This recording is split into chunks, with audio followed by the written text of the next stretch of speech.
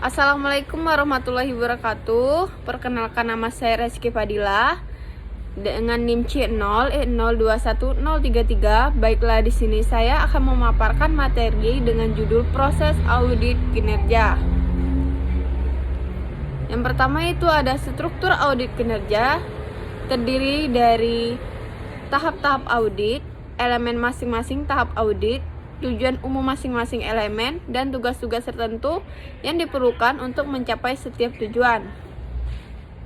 Berdasarkan kerangka umum struktur audit terdiri atas dan dapat dikembangkan struktur audit kinerja yang terdiri dari tahap pengenalan dan perencanaan, tahap pelaksanaan audit, dan tahap laporan beserta tahap penindaklanjutan. Yang kedua ada tahap pengenalan dan perencanaan.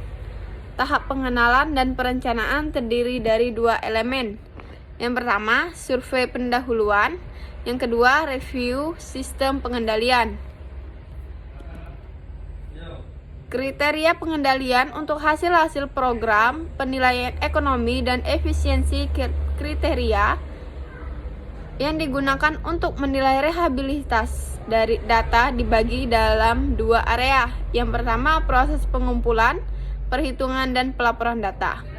Prosedur yang ada didesain untuk memastikan fairness, dependability, dan reliability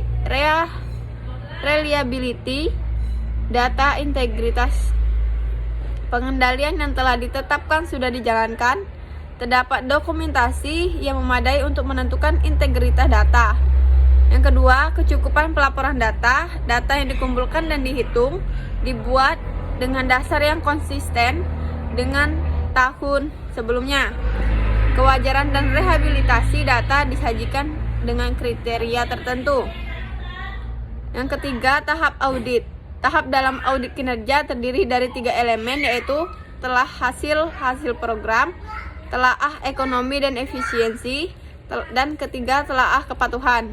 Secara lebih rinci, komponen audit terdiri dari identifikasi lingkungan manajemen, perencanaan dan tujuan, struktur organisasi, kebijakan dan praktik, sistem dan prosedur, pengendalian dan metode pengendalian, sumber daya manusia dan lingkungan fisik, praktik penempatan karya, analisis fiskal, dan investigasi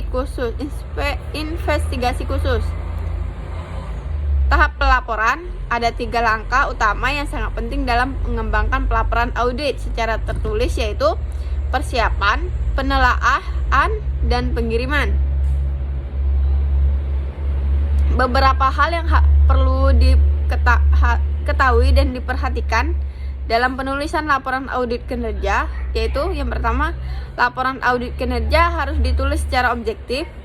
Yang kedua, auditor tidak boleh overstate.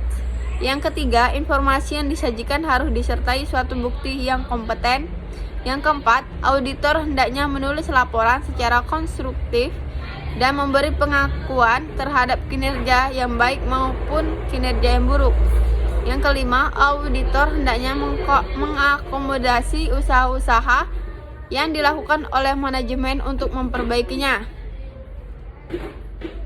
Ada beberapa keahlian yang perlu dimiliki dan dikembangkan oleh auditor agar mampu menghasilkan laporan yang efektif. Yang pertama, keahlian teknis. Yang kedua, keahlian manajerial. Yang ketiga, keahlian interpersonal. Tahap penindaklanjutan. Dari sisi auditor, hal-hal yang perlu diperhatikan dalam tahap penindaklanjutan antara lain: yang pertama, dasar pelaksanaan follow up. Yang kedua, pelaksanaan review follow up. Yang ketiga, batasan follow up. Yang keempat, implementasi rekomendasi. Yang kelima, pemeriksaan kembali secara periodik. Baiklah, itu saja yang dapat saya paparkan. Kurang dan lebihnya saya ucapkan wassalamualaikum warahmatullahi wabarakatuh.